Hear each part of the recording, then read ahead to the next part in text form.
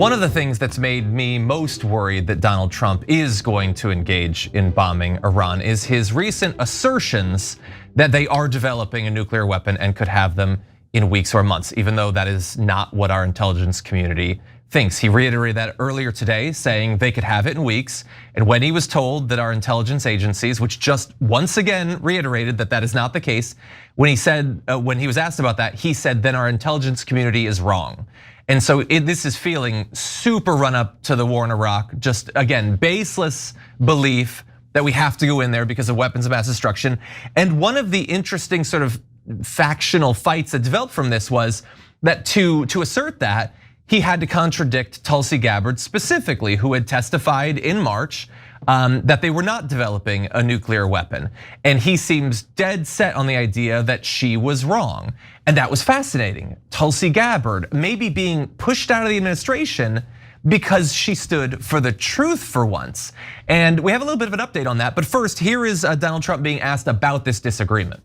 I think within a matter of weeks, or certainly within a matter of months, they're going to be able to have a nuclear weapon. We can't let that happen. What intelligence do you have that Iran is building a nuclear weapon? Your intelligence community has said they have no evidence that they are at this point. Well, then my intelligence community is wrong. Who in the intelligence community said that? Your director of national intelligence, Tulsi Gabbard. She's wrong.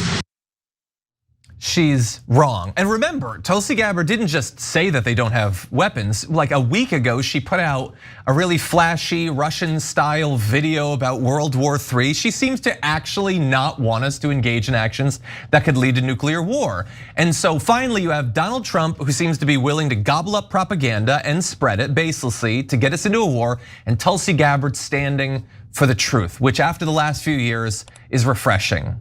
And if that makes you uncomfortable, it's not actually going in that way, because Tulsi Gabbard just tweeted, "The dishonest media is intentionally taking my testimony out of context and spreading fake news as a way to manufacture division. America has intelligence that Iran is at the point that it can produce a nuclear weapon within weeks to months if they decide to finalize the assembly. President Trump has been clear that can't happen, and I agree.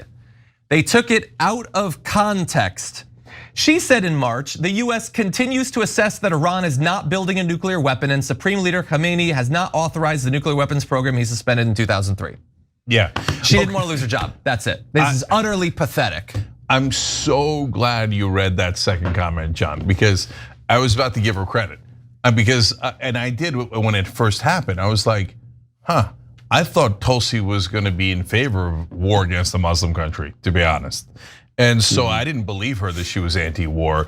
And so when she came out and said, "Oh no, Iran's not developing a nuclear weapon," I was like, all right, where credit is due. That's true, and that's kind of an anti-war position. I now take it all back. Okay, so she's now bending a knee and saying she's totally lying. Totally lying. 100% lying. And by the way, it's important to note, on behalf of Israel, not on behalf of us. We got nothing to do with that war. Nothing to do with that war. So now let me go to Ted Cruz real quick. So he was with Tucker Carlson. You guys know, Carlson humiliated him, as Trae was referring to there. And when Tucker asked him, "Hey, what's so great about Israel?" I mean, that's a very rough paraphrase, right? Ted Cruz was like, "Oh, they're our greatest ally." And okay, yeah, but other than them giving you, AIPAC giving you millions of dollars, why are they our greatest ally? He said, because they share intelligence with us. Yeah, false intelligence in order to push us into a war, which was where we got the fake intelligence about the WMD in Iraq. And now we have fake intelligence about Iran to push us into a war with Iran. With allies like that, you don't need enemies. They just create enemies for you. They create giant wars for you. And then what was the second reason he gave? He said, the people that hate them also hate us. I wonder why. Did it ever occur to you that the people who hate them hate us because we back all of their wars against those people, and that we fund Israel and their war crimes and their aggressive attacks against those countries? Gee, did that ever occur to you, Ted? So they're all enormously corrupt. If you're trying to figure out who's better, Ted Cruz or Tucker Carlson on this, that is not a close question. You could say blind squirrel, you could say anything you want about Tucker Carlson. There's a lot of terrible things to say about Tucker Carlson. But on this, not Ted Cruz is 100% corrupt and totally and utterly works for Israel. And just the fact that Tucker Carlson doesn't work for Israel is shocking in Washington, that anyone in has any degree of power and is on the right wing doesn't work for Israel. So super last thing is, no, you really want to unite, and you guys do. Like Phil Lowry just became a member, hit the join button below on YouTube. We appreciate you, Phil. And then wrote in, this is at least an opportunity to form groups and plan protests and whatever else we can do to show our disgust with the thought of entering a foreign war unprovoked. Look, we started unitedagainstwar.com. Dave Smith, who's a prominent libertarian, came on the show a couple of days ago and says, oh, I'll unite against war. Yes, the libertarians are against it, progressives are against it. What would be amazing is if MAGA actually lived up to what they were gonna say. Trump is asking you, if you're MAGA, to put pressure on him so he can decide who's stronger, MAGA or the neocons. So MAGA, are you just gonna let the neocons win? Or you're just gonna surrender to them? Or are you going to go out there? I mean, imagine seeing a right-wing protest of a war. I'm not sure I've ever seen that in my entire life.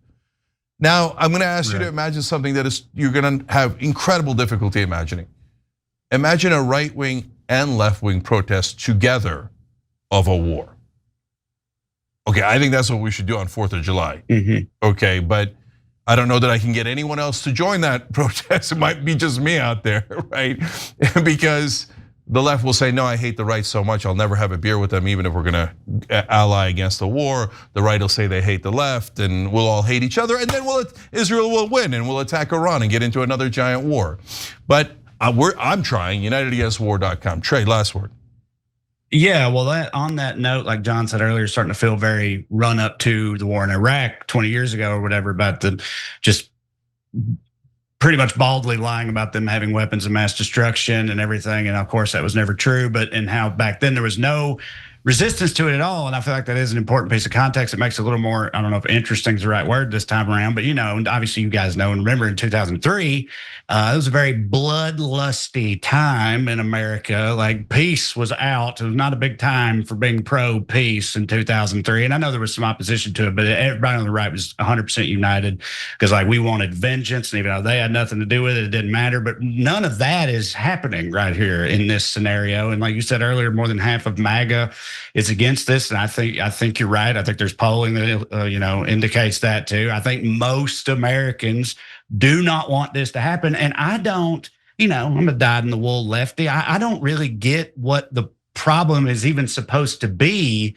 with like agreeing with the other side on, especially something like we're talking about war, maybe World War III. Like you can't come together on something like that just because of like whatever political affiliation or just not feeling comfortable with it. Like I don't get that. I feel like anyone who's got any sense should speak out against this particular situation, and politics aside. And if the people who agree on that, you're allowed to agree, and that's okay. It's war. It's bad. Like, let's go.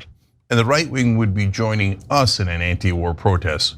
We're kind of known for anti-war protests. Right. It's not like we didn't invent it, right? Right. So unitedagainstwar.com, we'll have the link in the description box. Every time you ring the bell below, an angel gets his wings. Totally not true, but it does keep you updated on our live shows. Every time you ring the bell below, an angel gets his wings. Totally not true, but it does keep you updated on our live shows.